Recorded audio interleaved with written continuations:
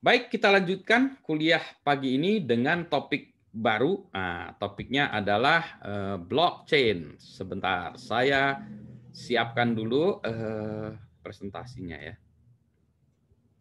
Oke, siap.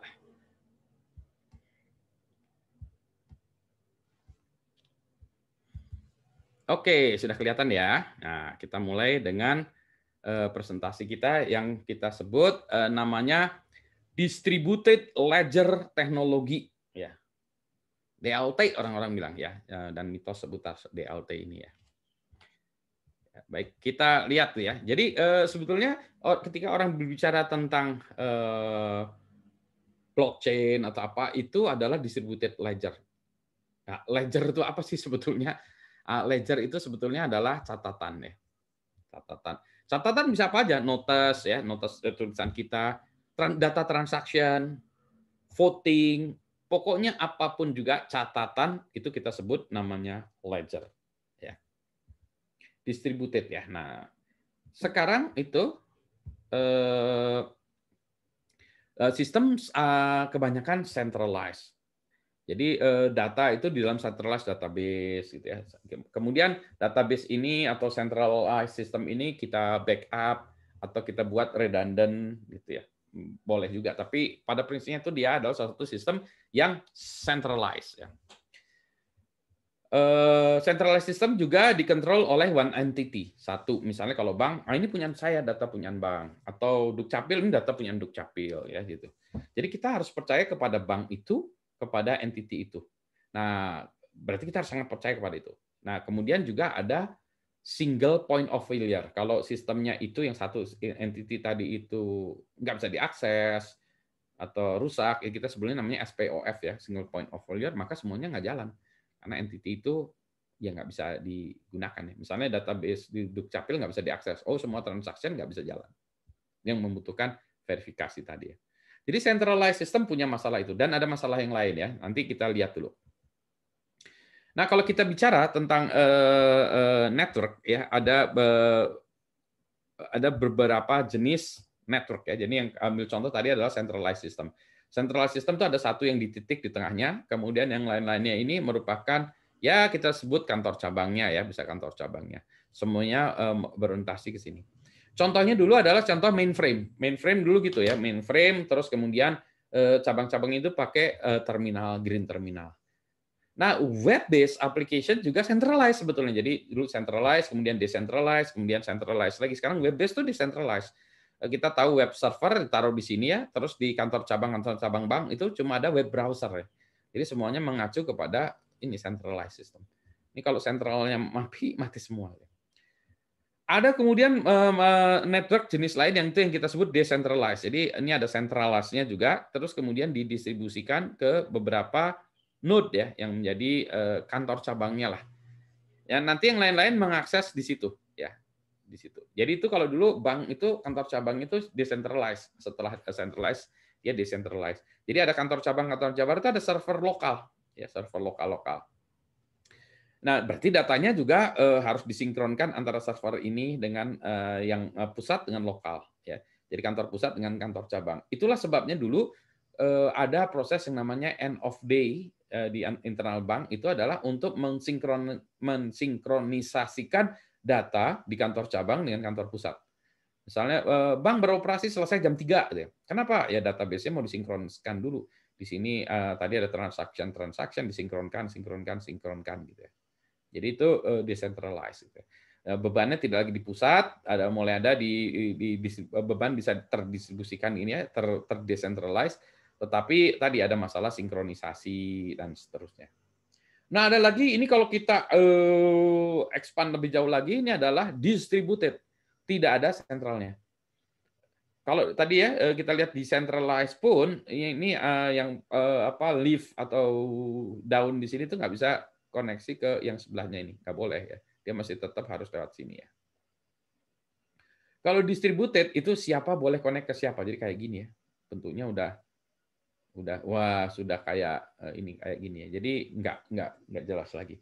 Nah, ada sistem-sistem yang distributed. Blockchain itu adalah distributed ledger. Jadi kayak gini ya, nanti bentuknya kayak gini. Mari kita dalami lebih lanjut lagi. Blockchain itu adalah teknologi, ya, teknologi yang mengimplementasikan distributed ledger. Kalau kita tadi ya, ini database ini juga bisa database backup, itu adalah ya ini database, di sini kita backup aja gitu. Ini juga ada database replication, duplication ada gitu. Kalau ini beda lagi nih, ya, distributed ledger teknologi.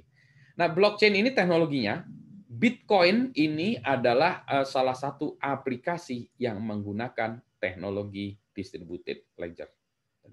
Teknologi blockchain ini ya. Jadi si Bitcoin ini merupakan salah satu aplikasi saja menggunakan ini. Tetapi Bitcoin ini adalah aplikasi yang mempopulerkan teknologi DLT ini, ya, teknologi blockchain ini. Sebenarnya teknologi DLT ini udah lama ada ya, kalau kita lihat di jurnal-jurnal udah lama ada. Cuma orang tidak memahami ini penggunaannya seperti apa sih ya. Barulah Bitcoin ini muncul, gini loh penggunaannya. Langsung Bitcoin itu meledak. Jadi kalau kita lihat blockchain-nya ini dan Bitcoin itu beda ya. Tapi tadi ya ada hubungannya karena Bitcoin lah yang mempopulerkan blockchain. Mari kita bicara tentang Bitcoin-nya sendiri dulu ya. Nah, Bitcoin-nya sendiri ini awalnya diusungkan oleh orang yang namanya Satoshi Nakamoto, si buat Bitcoin ini.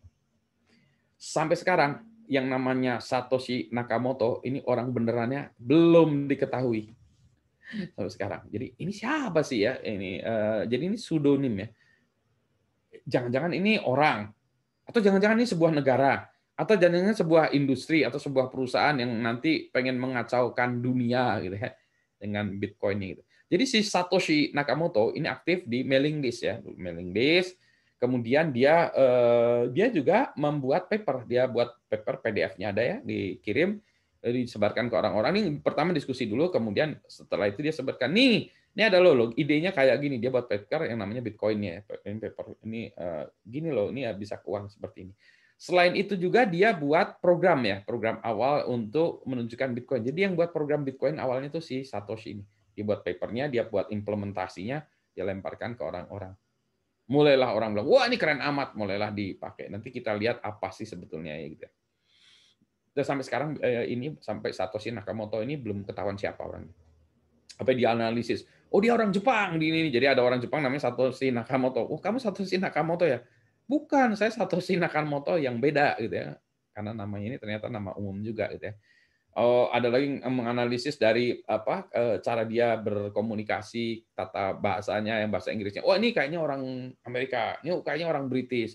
Oh kayaknya nih bahasa Inggrisnya adalah second language dan lain sebagainya. Sampai sekarang belum ketahuan. Saya sampai waktu itu baca buku yang belum selesai itu adalah tulisan-tulisan si Satoshi Nakamoto yang dianalisis sama orang-orang untuk mencari Satoshi Nakamoto itu siapa gitu.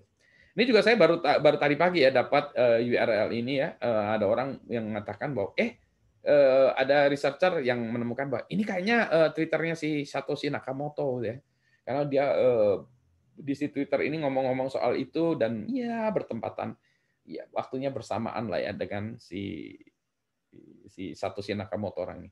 Ini baru tadi ya. Tapi dugaan saya masih bukan. Jadi mungkin kalau dia punya idenya ini dia patenkan bisa kayak raya sekarang si Satoshi Nakamoto. Tapi nggak ada sampai sekarang nggak ada yang mengklaim gitu.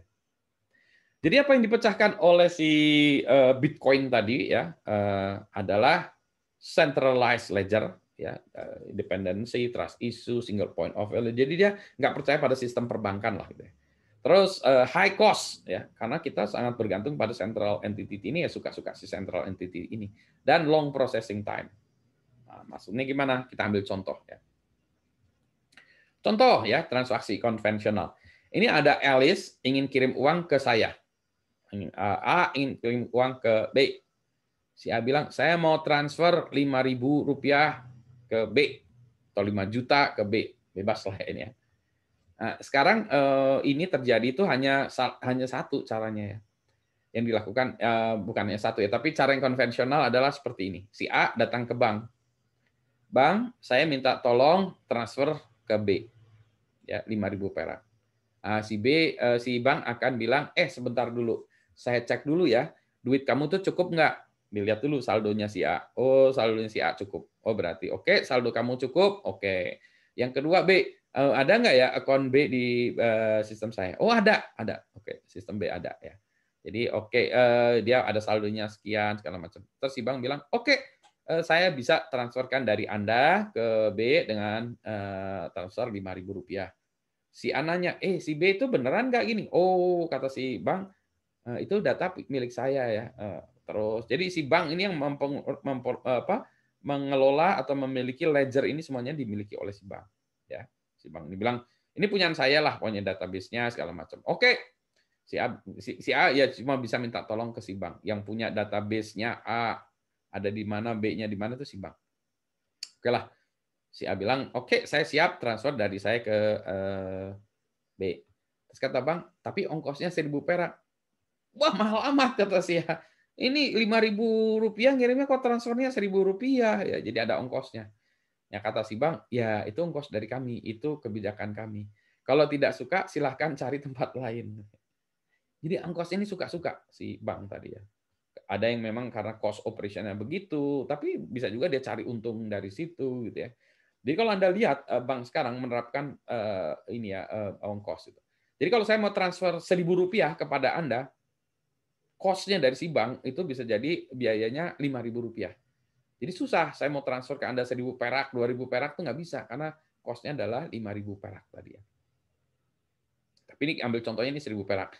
Jadi satu ya centralized bank mengelola ini semua yang dia tahu. Yang kedua ongkos tadi terserah dari si bank, gitu ya. Nah, si A ini berkeluh kesah, menggerutu, wah ya ini ngomel-ngomel, tapi dia gimana lagi? Dia nggak bisa transfer lain kecuali dia pakai bank ini. Ya udahlah, dia bilang oke lah, saya akan gunakan layanan Anda. Rp5.000 transfernya nanti saya tambah, saya bayar pakai dari tolong debit dari account saya Rp1.000, oke ya, sambil marah-marah. Dah. Terus ini sampainya kapan? Kata A ke si bank ini, sampai ke si B. Si banknya bilang, maaf Mas, ini hari Jumat nih, kita lagi sibuk nih. Sabtu Minggu kita libur, Senin baru nyampe. Ya ampun, kata si A, ini bank atau apa sih? Gitu ya. Kok nggak bisa instan? Nah, si bank lagi-lagi bilang, mohon maaf Mas, itu kebijakan kami. Ada waktu yang dibutuhkan untuk transaksi. Jadi waktunya ini bisa lama ya, suka-suka si bank. Ya bisa jadi, oh maaf ini kita harus mencatatkan dulu nih karena dari kantor cabang ini atau bahkan bisa di bank lain segala macam. Jadi butuh waktu lama nih saya harus ya pokoknya au gitu ya. Nah, jadi si A ya terpaksa lah ya karena nggak ada cara lain jadi dia terpaksa kirim ke B lewat bank ini dengan catatan bahwa ongkosnya tersuka-suka si bank ini, waktunya suka-suka si bank ini. Ya. Jadi si A ini terkudeta dengan sistem ini. Maka dipikirkan, bisa nggak ada dengan cara lain ya? Cara lain gimana? Nah, si Bitcoin itu ingin memecahkan masalah ini. Bisa nggak saya nggak perlu pakai bank ya? Bisa nggak saya langsung transfer ke B ya? Nah, ini si Bitcoin ini memecahkan masalah itu. Sebelum itu, kita bicara tentang blockchain, to the blockchain. Ya, mari, to the Batmobile, to the Batcave ya. Nah, sebagai contoh, nah sekarang kita tadi ya, ini kan ada transaksi-transaksi nih, transaksi ya. Mari kita catatkan ya. Jadi kalau di dalam sebuah sistem ada beberapa transaksi, ya ada misal transaksinya ada banyak ya. Kita catatkan transaksi itu misalnya per 10 menitan atau per 15 menit. Setiap 15 menit kita catatkan transaksi ya.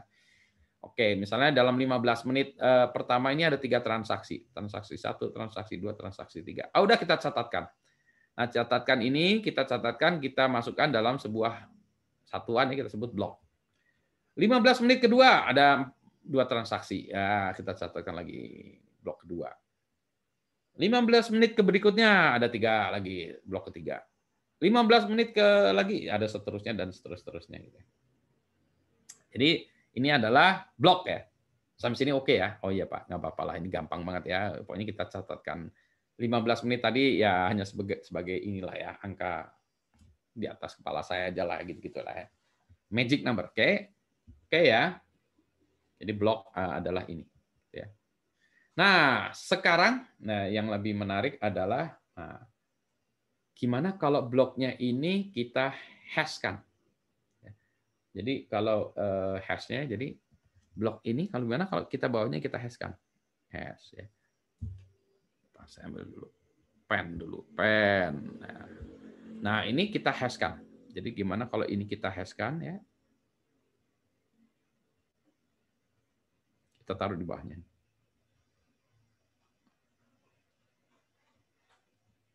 Ya. Ini blok kedua juga kita hashkan ya. Misalnya gitu ya. Ini berarti dihashkan. Oh ya udah ngerti Pak, gampang lah. Hash udah bisa ya. Tadi ini hash tadi udah saya jelaskan, saya skip ya. Nah, tapi menariknya nggak gitu ya. Hashnya ini, nah, sebentar saya hapus dulu yang kedua nih. Salah tadi ya, lebih baik saya hapus dulu ya. Hash kan gini. Sampai di sini oke nih. Sampai di sini blok pertama saya hashkan oke ya. Ada pertanyaan dulu nggak? Ya. Jadi ini saya hashkan. Maaf, saya masukkan ke sini. Oke. Nah, ini gimana kalau hashnya ini saya taruhkan di atas lagi. Saya taruh di sini. Jadi di sini saya taruhkan H1.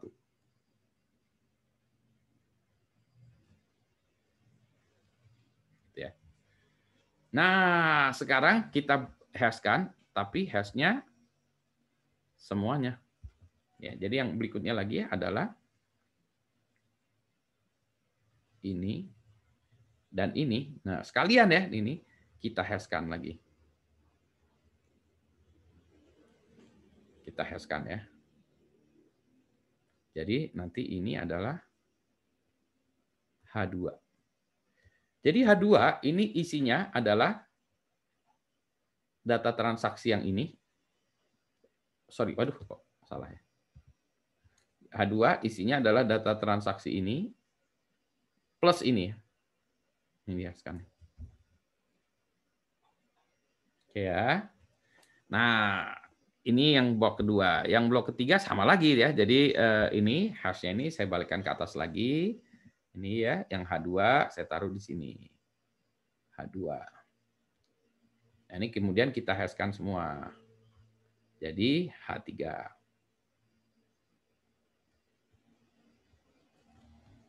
Dan seterusnya. Sehingga kalau kita lihat ya. Nah kayak gini ya. Jadi ini misalnya ini ya. Jadi kita hashkan ya. Jadi maaf, kita buat ini. Jadi kalau ini kita blok ini aja dulu ya. Biar ngerti dulu ya. Ini hash diblokkan, hashnya dimasukkan ke sini gitu ya. Nanti blok 4 juga gitu ya. Kalau kita bicara tentang blok keempat ya.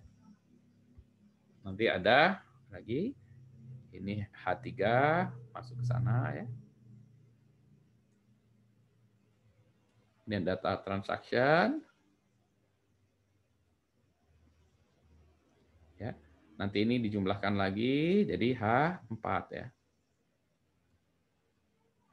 Nanti H4-nya ini pindah lagi ke blok lagi gitu ya.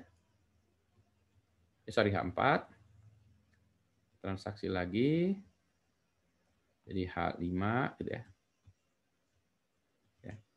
Jadi kalau saya gambarkan lagi pen color green. Ya. Jadi ini nanti jadi itu blok, ini blok 3. Ini blok 4 ya. Seterusnya. Ini salah ini blok 4. 4, blok 5 DST. Sampai sini oke. Jadi ini adalah blok dan ini adalah chain ya, ini chain. Chain-chainnya. Artinya apa? Artinya kalau ada orang yang mau ngubah, misalnya transaksi ini dia ubah, deng, maka hashnya jadi kacau balau kan ya. Jadi data yang dicatatkan di dalam blockchain ini sulit untuk diubah. Bukan sulit untuk diubah. Kalau diubah, pasti ketahuan. Nah, itu yang disebut aspeknya namanya immutable. Orang-orang bilang immutable itu artinya tidak bisa berubah. Bukan tidak bisa berubah. Ya. Jadi istilahnya tuh kalau ini sebentar saya ganti blue, mana blue ya. Jadi istilah yang disebutkan tuh namanya immutable. Immutable ya. Immutable itu maksudnya bahwa datanya tuh tidak bisa berubah. Tapi maksudnya bukan tidak bisa berubah karena tidak bisa diubah. Jadi kalau diubah, datanya akan ketahuan. Gitu. Jadi kalau diubah, ketahuan. Ketahuan ada perubahan. Perubahannya di mana? Nggak tahu. Yang penting ini jadi acak adut, hashnya jadi kacau balau. Gitu. Ada pertanyaan? Blockchain. Mau tanya Pak? Ya. Itu satu bloknya kenapa bisa ada jumlah transaksinya variasi gitu? Kan tadi kita misalnya ambil patokan 15 menit ya, setiap 15 menit. Okay. Jadi kalau misalnya 15 menit ini ada 3 transaksi, 15 menit berikutnya ada 7 transaksi, 15 menit berikutnya 1, 15 menit. Ya ini pokoknya ini jumlah transaksinya bervariasi lah gitu ya. Jadi dalam satu satuan waktu. Ya. Baik, Pak. Terima kasih.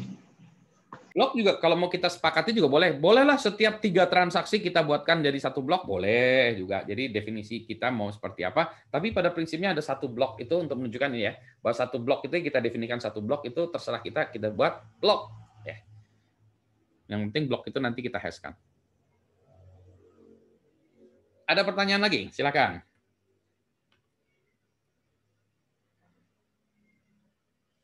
Mau nanya lagi, Pak.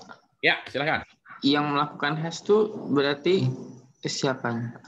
Nah, itu yang melakukan hashnya katakanlah ini satu sistem. Nah, ini nanti habis ini kita bilang perebutan. Ada selain itu pertanyaan, nanti itu saya jawab nanti. Ya. Ada lagi pertanyaan yang lain lagi nggak? Nanti. Habis itu yang kita sebut Bitcoin-nya nanti itu, yang melakukan hashnya siapa? Baik, Pak.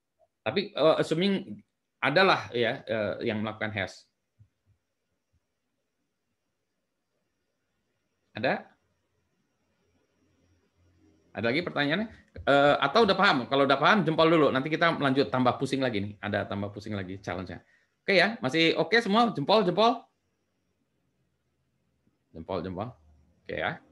Kalau nggak ngerti, tanya ya. Nanti makin susah ya. Jadi nggak boleh. Jadi kalau ada nggak ngerti, tanya langsung. Soalnya nanti makin lama makin susah. Udah ya? Tadi pertanyaan tadi. Pak, yang melakukan hash itu siapa? Nah, ini nggak menarik kalau ini ya tadi. Jadi kalau kita ambil dari contoh yang tadi, kita punya, saya pakai yang merah aja. Jadi ingat ya, tadi data yang ini yang mau kita ini adalah data yang tadi kita sebut transaction ya, ini datanya. Ini previous hash ya. Previous hash. Ini data ya yang kita hashkan. Jadi kan tadi ini kita hashkan ya, hash ini. Tapi nge-hash ini siapa? Nah, sekarang gini. Oke, kita tambahkan satu lagi yang mau kita hashkan. Ini kita ambil nonce ya, yang ini. Nonce ini. Jadi kita ambil kata random. Tapi nggak random amat sih sebetulnya gitu ya. Nah, sekarang kita sayembarakan gitu ya. Cari nonce ini sehingga kalau kita hashkan, ini semuanya ya, tiganya kalau kita hashkan, bertiga ini ya, kalau kita hashkan, hasilnya hashnya setidaknya ada 4 nol di depannya. Misalnya ini ya. Misalnya kita bandingkan adalah hashnya harus hasilnya ada dimulai dengan 4 nol. Artinya apa? Kalau kita lihat ini angka, ya ini sebenarnya hash kan angka ya. Angkanya itu kecil ya. Jadi lebih kecil dari certain value, maka dia adalah pemenangnya. Nah, ini dilombakan. Nah, inilah yang kita sebut miners. Miners itu lomba-lomba, nyari nonce itu ya, yang dia mencari hash yang angka nolnya paling banyak. Oke, ada pertanyaan. Anda nyari nonce ini. Nanti habis ini kita coba ini ya. Coba. Ada pertanyaan nggak? Pak mau mastiin, berarti ya, itu panjang hashnya fix gitu ya Pak? Panjang hashnya fix, karena kita misalnya katakanlah kita pakai MD5 aja lah ya, MD5 aja. Oke, makasih. Ya. Nah, sekarang kita cari, tolong cariin hash online ada ini nggak? Coba cariin ke web ya. Yang MD5 online ada nggak? MD5 online.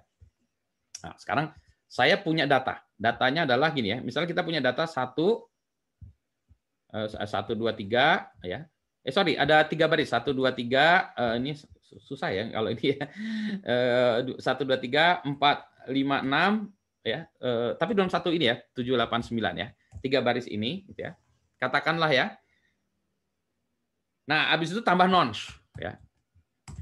Dihashkan pakai MD5. Siapa yang paling banyak angka nolnya? Nonce bebas, Anda ngarang. Ya, jadi coba Anda lihat mari kita share dulu, cari nih ya. MD5 online ya. Oke, ini MD5 online kata Patrick ada ya. Kita coba cari lihat itu ya. Tapi yang bisa multiple line ini kalau ini award ya. Ada lagi nggak yang bisa multi line? Ini kalau yang MD5 online ini satu baris. Ada yang bisa multi line nggak ya? MD5 online multi line.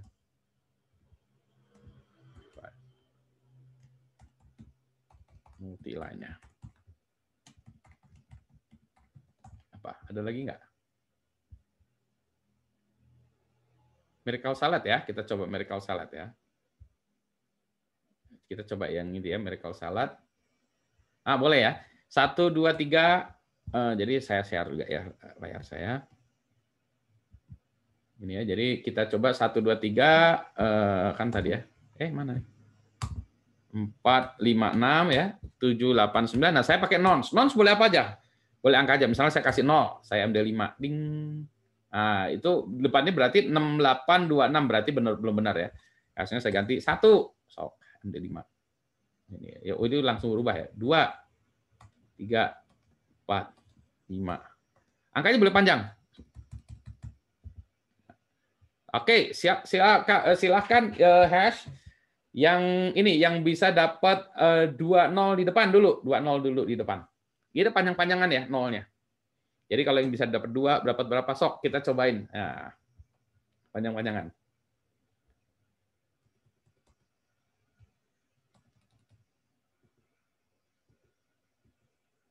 Nah, ini kalau 3-3 ini nolnya 1.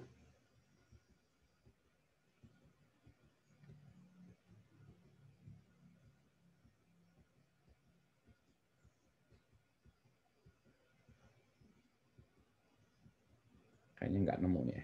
Oke, ganti.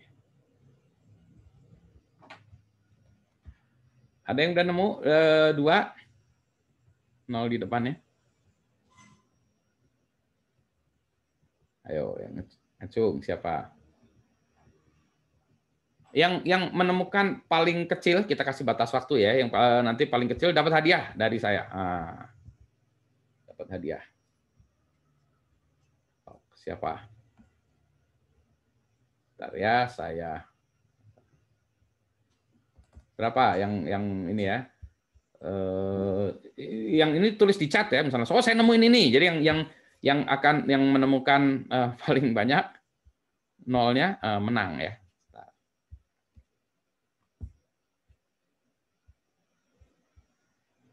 Tadi saya 3-3-3 dapat ini ya.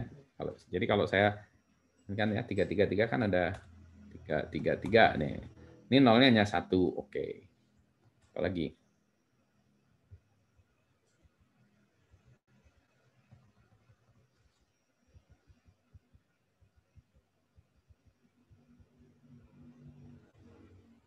Coba saya lihat di chat nih siapa lagi.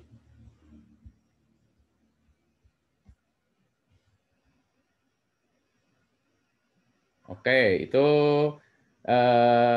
masih ada. Oke. Masih ada. Strongnya 02 nih, Lukman dapat 002 ya, masih. Oke, itu nolnya dia yang terkecil. Ini angkanya berapa tadi? Nonsnya ini ya? Nonsnya mana nonsnya? Yang bawah itu. Coba saya masukkan nonsnya itu ya. Kita cek aja nonsnya. Benar nggak? Enggak, itu nonsnya yang mana? Nonsnya yang mana? Yang atasnya atau mana? Stringnya ini. Stringnya nggak bisa tuh barusan. Yang 3 di atasnya dihapus. 3 di atasnya maksudnya mana? Jadi stringnya apa? Coba. Stringnya apa? 0 ini masih dapat. Nih oke, ini 018 lebih kecil. Bagus, dia dapat. Masih ada lagi. Silakan. Yang terkecil 0,0018 tapi sebutkan ininya apa? Nonsnya. Oke, nonsnya ini. Oke. Karena nons orang bisa ngecek kan ya, orang lain bisa ngecek juga kan. Kok nggak beda nih nons saya? Kalau saya masukin itu nonsnya gimana tuh? Sorry. Ini masih salah ya. Coba nonsnya copy, saya coba nonsnya ya. Oke, ini nons ini hasilnya segitu. Nggak boleh 1 2 3 ini harus ada kan ya. Ini kan kita akan melakukan ini adalah transaksinya adalah 1 2 3 4 5 6 7 8 9 ya, plus nons baru dapat MD5. Jadi kita 1 2 3 4 5 6 7 8 9 itu harus tetap ada ya. Karena itu jadi adalah data ya, di sini itu adalah data plus nons ya, nonsnya di bawah.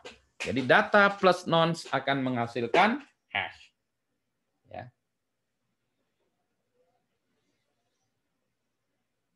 Siapa lagi? Ayo, ini yang terakhir kita kasih waktu 2 menit lagi. Wah, ini bagus nih.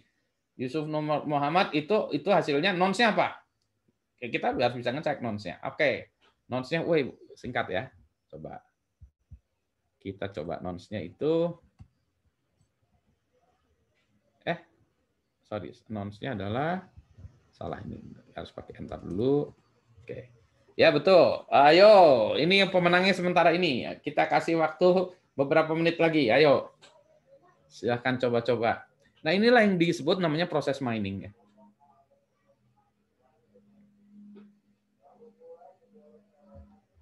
Nah tentu saja Anda bisa buat program ya.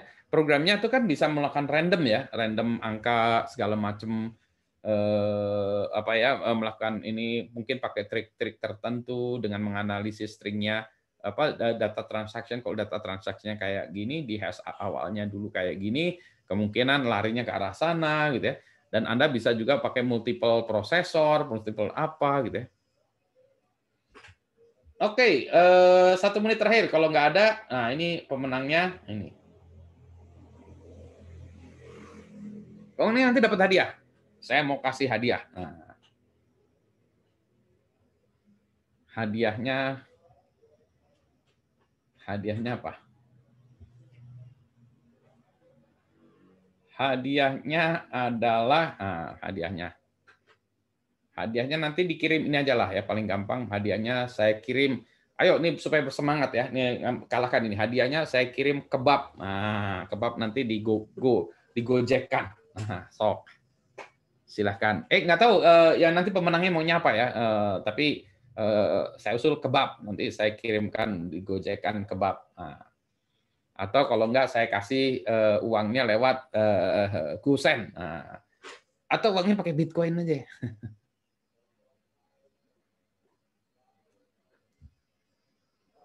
Oke, kita sepakati nggak ada. Kalau nggak ada, pemenangnya dia. Ada yang lagi yang bisa mengalahkan? Tidak ada? Kalau nggak ada, oke ya. Nah, kan susah ya pemenangnya Yusuf Nur Muhammad. Oke, semuanya ya. Jempol? Jempol. Oke, nanti tolong pemenang ngejapri ke saya ya, ke Telegram ke saya. Nah, nanti saya kasih ini mau langsung ini ya, mau langsung dipesankan itu atau saya transfer aja ya nomor handphonenya nanti punya gini nggak GoPay punya nggak? Saya transfer GoPay nanti. Punya Pak. Oke, kirim nomor handphonenya ke saya Japri, nanti saya GoPay-in kirim. Saya top up GoPay-nya. Saya top up 50.000. Nah, kan asik kan? Baik, Pak. Ya, kan pagi-pagi dapat ini ya. Nah, inilah yang disebut proses mining di dalam Bitcoin ya. Jadi yang melakukan hashing tadi, kan tadi pertanyaannya Pak, siapa yang melakukan proses hashing tadi ya? Nah, proses hashing ini diperebutkan ya, diperebutkan sehingga nantinya menjadi pemenang. Nah, si kerennya si Bitcoin tadi adalah dia membuat algoritma yang mana idenya tuh keren amat ya. Yang mana ini diperebutkan supaya nilai hash-nya yang paling kecil ya. Di bawah itu dia pemenang. Jadi misalnya ada dalam satu batas waktu katakanlah ya berapa waktu diperebutkan, nanti ada yang bilang saya udah dapat, saya menang, hashnya ini. Oke, maka dia hashnya dicatatkan, maka ini dijalankan jadi satu blok, nonce-nya dia masukkan jadikan hash, maka semua orang pakai itu, dicatatkan ini, oke, ini blok ini tercatat ya. Dah. Maka hash ini dicatatkan menjadi untuk next block. Nah, next block ada data transaksi. Udah, oke, kita kompetisi lagi. Iya, cari lagi. Hash ketemu. Saya nemu. Oke, nonce itu ketemu hash. Oke. Hash. Oke, udah ini. Jadi ini lagi ya. Jadi itulah di perebutan gitu. Nah, pemenangnya tadi, kalau pemenang dalam kasus kita dapat top up GoPay ya. Nah, kalau ini dapat uang juga dari Bitcoin. Jadi misalnya, oh oke, pemenang transaksi tadi dapat 0, sekian sen Bitcoin. Gitu. Ya. Kan cerita ya, mitos bahwa DLT tidak dapat diubah datanya, immutable. Tadi salah ya, bahwa sebetulnya dapat diubah, tapi ketahuan. Dan membuat sistem menjadi tidak konsisten. Jadi kalau ada orang mengubah, dia misalnya mengubah datanya, data transaction yang ini mau diubah ya, misalnya yang ini mau diubah, maka dia harus ngubah ini, wah semuanya jadi acak-aduk dan nggak bisa lah. Dan data ini tadi semua itu ini yang disebut ledgernya ini ledger nih semuanya. Ledgernya ini ada di mana-mana. Semua orang punya setiap node yang ikut. Ini dalam kasus ini adalah ikut blockchain ini, ikut Bitcoin, maka semua node ini punya datanya ini. Jadi kalau saya mau mengubah data ini, kemudian saya ubah semua data yang lain-lainnya, maka semua orang yang ikutan ini harus diubah semuanya. Atau kata orang bilang, nah sebetulnya nggak gitu. Sebetulnya adalah 50% ditambah 1 gitu ya. Kalau semuanya datanya sepakat bahwa datanya yang benar itu, maka yang lainnya harus ganti. Tapi intinya adalah bahwa ini datanya ini di-share kemana-mana. Artinya apa? Artinya untuk sebuah sistem yang blockchainable, maka ledger ini harus terbuka, ya, disimpan di mana-mana. Nah, kalau semua sistem terbuka, susah. Banyak sistem yang nggak mau terbuka. Misalnya, katakanlah bank. Misalnya saya Bank Mandiri. Mau pakai blockchain. Ya, kata Bank Mandiri, saya mau ikutan blockchain-nya. Gitu. Berarti saya harus tahu semua data transaksi Bank Mandiri. Kan ya. Bank Mandiri bilang, nggak boleh. Ini data pribadi saya dikekepin. Maka, yang kayak gitu tuh nggak blockchainable. Ya. Tapi kalau ada data yang ininya pengen di-share bersama-sama, maka ini blockchainable. Nah, itulah yang dilakukan Bitcoin adalah setiap orang itu punya wallet ya. Misalnya walletnya, saya punya wallet isinya berapa? $2. Ini katakanlah bukan Bitcoin satuannya. Rp1 katakanlah. Oke, Rp1. Maka oke di Rp1. Kemudian nanti ada orang kirim ke saya transaksi menjadi Rp30.000. Nah, jadi tercatat di dalam itu ya. Maka di dalam ini semua orang bisa tahu tuh. Wallet saya isinya Rp30.000 segala macam. Jadi semuanya ada, semuanya tahu ya. Rekening-rekeningnya tuh ada semua. Hanya, nah Budi Raharjo dipresentasikan di dalam sistem ini, misalnya, ya itu anonim. Misalnya saya bukan Budi Raharjo, saya misalnya adalah kodenya adalah 7381 berapa ya? 019 berapa dan seterusnya gitu ya. Nah, orang nggak bisa mengasosiasikan ini apa sih gitu ya. Ini teh siapa gitu ya. Jadi cuma bisa tahu wallet ini isinya 30 juta misalnya gitu ya. Nanti dia transaksi ke siapa-siapa gitu. Nah, di Bitcoin kayak gitu. Ya. Jadi yang orang-orang bilang ini transaksinya anonim. Iya, bukan anonim, transaksinya anonim betul. Karena tadi ya, ini si 7381 ini siapa nggak tahu gitu ya. Kecuali nanti ini kalau ini diduitkan atau apa, nah masalahnya bisa nggak diduitkan. Nah, itu yang jadi masalah. Ya. Jadi blockchain tidak diubah datanya salah ya. Otomatis lebih aman? Bukan sih ya. Jadi otomatis kalau ada blockchain lebih aman tidak juga. Ya. Bahwa semua aplikasi dapat menggunakan blockchain? Nah, tidak ya. Kalau sistemnya itu bisnis prosesnya tidak distributed, maka blockchain atau DLT kurang cocok. Ya. Jadi DLT merupakan sistem yang memiliki potensi diimplementasikan di berbagai aplikasi sistem. Ya. Tetapi, nah masalahnya itu masalah kinerja. Nah, masih ingat tadi kan ya, kita melakukan ini kan, tadi kan nonsense dicari dulu nih, kita rebutan dulu nih, wah rebutan. Tadi cepat ya, Yusuf tadi cepat, kayak gitu. Tapi kalau itunya lama gimana? Tadi kita batasi waktunya ya, sampai misalnya 10 menit, yang paling kecil pemenangnya. Jadi cari-cari pokoknya batas waktu 10 menit. Wah, nggak ada yang nemu tuh. Nolnya banyaknya 4, nggak ada, Pak. Yang ketemu cuma 3 nolnya. Udah, pemenangnya dia aja lah. Gitu ya. Kita batasi waktu. Sehingga transaction per second, TPS-nya, ya. Jadi ini TPS, transaction per second, dari si blockchain ini masih rendah. Jadi kalau dalam penelitian-penelitian itu ya yang dilakukan oleh ini mahasiswa-mahasiswa saya ya dengan penelitian, tapi memang dijalankan di servernya atau di komputernya itu tadi melakukannya itu dengan komputer notebook segala macamnya. Itu belasan transaction per second. Jadi tadi melakukan prosesnya itu belasan transaction per second. Jadi kecil ya. Kalau kita punya katakanlah Tokopedia segala macam ini kurang ya. Karena dia harus, saya nggak tahu TPS-nya Tokopedia itu berapa ya? Apakah ribuan atau jutaan? Karena yang transaksi kan orang yang jutaan ya, jadi nggak mau transaksi. Tunggu dulu, lagi dicarikan nonsnya. Selesai, itu oke kan lama banget nggak mau ya. Jadi TPS-nya rendah ini, masih blockchain masih punya masalah itu. Terus ya itu tadi, ini dibutuhkan platform yang untuk melakukan gini. Nah, maka kita bicara tentang platformnya apa? Maka muncullah Ethereum, Hyperledger, segala macam itu platform untuk mengimplementasikan ini. Tapi prinsip teorinya ini, ya. Jadi sebetulnya yang disebut blockchain adalah ini. Maka banyaklah orang sekarang mencari aplikasi untuk blockchain. Ada pertanyaan?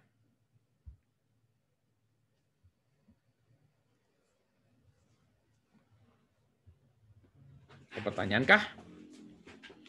Tidak ada?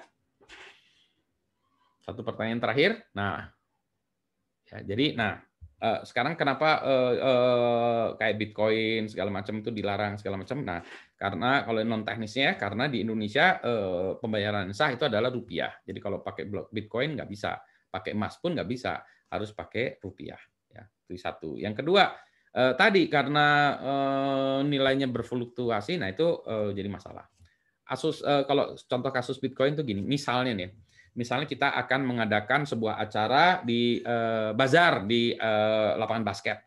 Oke, kita ngadain acara bazar lapangan basket. Untuk penjualan makanan nggak boleh pakai cash langsung. Kita buat kupon aja. Kuponnya berapa? Oh, 10 ribuan aja, 10 ribuan. Oke, kita 10 ribuan. Ini kemungkinan penjualannya di makanan ada acara di lapangan basket ini mungkin ya 15 juta. Ya udah kita buat kuponnya 15 juta bagi 10.000 ya. Sekian kupon sudah ada. Oke. Kupon udah siap, terus kita mau jualan kupon ini ke orang-orang. Nih kupon 10.000 silakan dibeli. Gak ada yang mau beli. Karena nanti dulu, ini masih 2 minggu lagi, nantilah. Gak ada yang mau beli nih. Wah, panitia stres. Gak mau beli. Udah kalau gitu kita kasih diskon dulu lah ya. Oke, yang beli kupon sekarang harganya 5.000. Kupon 10.000 dibeli 5.000. Nah itu kalau di dalam konsep sekarang namanya ICO, Initial Coin Offering gitu tadi. Kupon yang harganya 10.000 sekarang 5.000. Oh banyak yang beli tuh, tek banyak yang beli, habis ludes ya. Dah. Hari H, pas hari H-nya orang-orang datang ke lapangan basket. Ini saya datang ke lapangan basket mau beli makanan. Nggak bisa Pak, harus beli kupon. Harus pakai kupon. Hah? Kuponnya di mana? Udah habis Pak. Waduh. Saya nyari ada orang, ada satu mahasiswa Yusuf datang saya. Pak saya punya kupon Pak. Oh gini ya berapa ini? Tapi saya jualnya 15.000 Pak untuk setiap kupon yang 10.000 tadi. Ya karena saya lapar, ya udahlah saya beli aja, beli 5 kupon. Nah, saya beli 5 kupon, 15 ribuan ya tadi beli. Tek udah. Pas saya mau jalan ke ini, ada lagi yang, Pak punya kupon Pak, saya lapar nih Pak. Saya bilang ada sih. Saya beli Pak kuponnya boleh nggak? Boleh 20.000 tapi. Mau Pak, saya beli 3 ya jadi 20.000 tadi saya kupon yang 3 biji, yang 15 ribuan saya jual 20.000. Jadi yang terjadi apa? Orang jual beli kupon. Karena kupon, wah menarik nih, jadi investasi nih. Beli kupon sekian, jadi harganya dapat keuntungan. Jadi orang jual beli kupon, harga kuponnya naik. Yang dagangan nggak ada yang beli, kan orang jual beli kupon. Udah selesai, nah besok paginya ada orang yang punya kupon-kupon ini, ditanyain ke orang-orang, ini ada yang mau kupon nggak? Basarnya udah kemarin itu. Maka kupon tadi nggak laku, yang harganya 10.000, nggak mau deh, saya beli juga. Nah, maka harga kuponnya jatuh, bubar jalan. Kenapa? Karena the party is over. Nah, jadi itulah sebagai analogi kenapa ini bisa jadi masalah ya kupon. Mau buatnya kupon, Bitcoin, koin Indonesia, logam, token segala macam sama saja. Gitu. Jadi analoginya itu. Oke, ada pertanyaan terakhir sebelum kita bubar, sudah 8.48.